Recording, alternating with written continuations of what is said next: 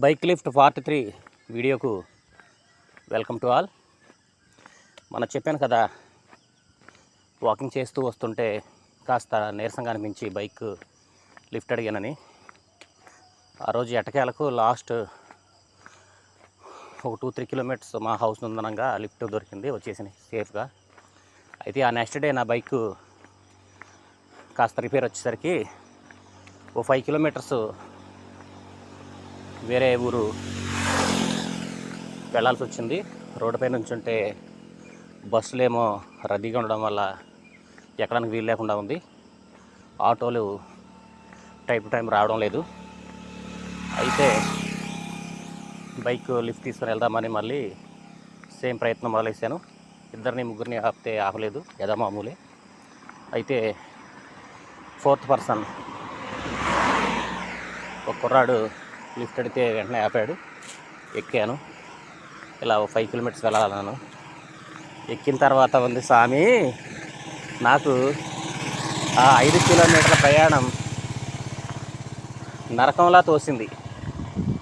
ఆ కుర్రాడు బండి ఎక్కడంతో 90 కిలోమీటర్ స్పీడ్తో బండి తోలుతా ఉన్నాడు. ఆ డ్రైవింగ్కి నా గుండె గుబ్బేలు మంది అనుకోండి. ఎదురుగా కారు వచ్చినా, వెహికల్ వచ్చినా, ఏదైనా 2 వీలర్ వచ్చినా, ఏదొచ్చినా కానీ ఇప్పుడు అయిపోయాము అని భయం వేస్తుంది. కానీ కుర్రాడు చెప్పాలంటేనేమో ధైర్యం చాలడం లేదు. అంత స్పీడ్గా వెళ్తున్నాడు, ఓవర్ స్పీడ్.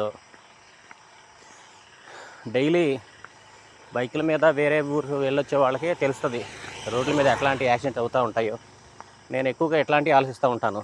యాక్సిడెంట్ చూస్తూ ఉంటాను కదా, రోడ్డుకి అడ్డంగా కుక్క వచ్చేసిద్ది, లేకపోతే కోత వస్తుంది, ఏదైనా పందో పశువో అడ్డు వస్తుంది అని ఎప్పుడు నేను 40 కిలోమీటర్ స్పీడ్లోనే వెళ్తాను. ఆ కుర్రాడు 90 కిలోమీటర్ స్పీడ్ వెళ్తుంటే నా పరిస్థితి ఎట్టుందంటే, మన్మధుడు సినిమాలో బ్రహ్మానందం జైంట్ వీల్ ఎక్కి ఆపండ్రోయ్ అని అంటాడు కదా, సేమ్ సిచ్యుయేషన్. రేసుగుర్రం సినిమాలో శృతి హాసన్ భయపడదు కదా, లోపలే భయపడుతున్నాను అని. అలా లోపలే భయపడిపోయి చచ్చిపోయారు అనుకోండి. ఆ 5 నిమిషాలు ప్రయాణం దిగిన తర్వాత దేవుడా బ్రతికించావు అని అనుకున్నాను. అప్పుడు అనిపించింది, ప్రభు ఇంకా ఎప్పుడైనా సరే ఏదైనా ట్రావెలింగ్ వెళ్ళాల్సి వచ్చినప్పుడు బైక్ మీదే వెళ్ళాలి. బైక్ కనుక ఓన్ బైక్ లేకపోతే ఏదైనా గవర్నమెంట్ బస్సు ఎక్కాలి. కానీ ఇట్లా లిఫ్ట్ తీసుకొని అపరిచితులతో లిఫ్ట్ తీసుకొని బండి మీద వెళ్ళడం అనేది శ్రేయస్కరం కాదు అని నాకు ఆ క్షణం అనిపించింది. మా విలేజ్లో కూడా ఓ 20 ఇయర్స్ బ్యాక్ రామారావు అని ఒక బ్రదర్ ఉండేవాడు. లంకపల్లి రామారావు ఆయన పేరు. అసురాపేటలో చిన్న ఫ్యాక్టరీలో పనిచేస్తూ ఉంటాడు.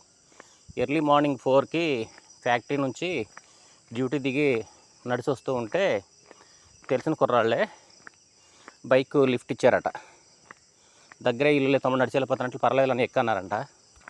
వాళ్ళు నైట్ అంతా డ్యూటీ చేసి దిగుతున్నారు, ఇతను కూడా నైట్ డ్యూటీ చేసి దిగుతున్నాడు. పాపం ఆ నిద్ర మత్తులో ఎదురుగా వస్తున్న లారీని ఢీకొని చనిపోయారు. చూడండి, 5 నిమిషాలు లిఫ్ట్ తీసుకొని వెళ్ళటం వల్ల జరిగిన ప్రమాదం అది. తప్పనిసరి పరిస్థితుల్లో బైక్ లిఫ్ట్ తీసుకోవచ్చు, కానీ ఇలా ప్రతిసారి బైక్ లిఫ్ట్ మీద వెళ్ళడం అనేది ప్రమాదకరం.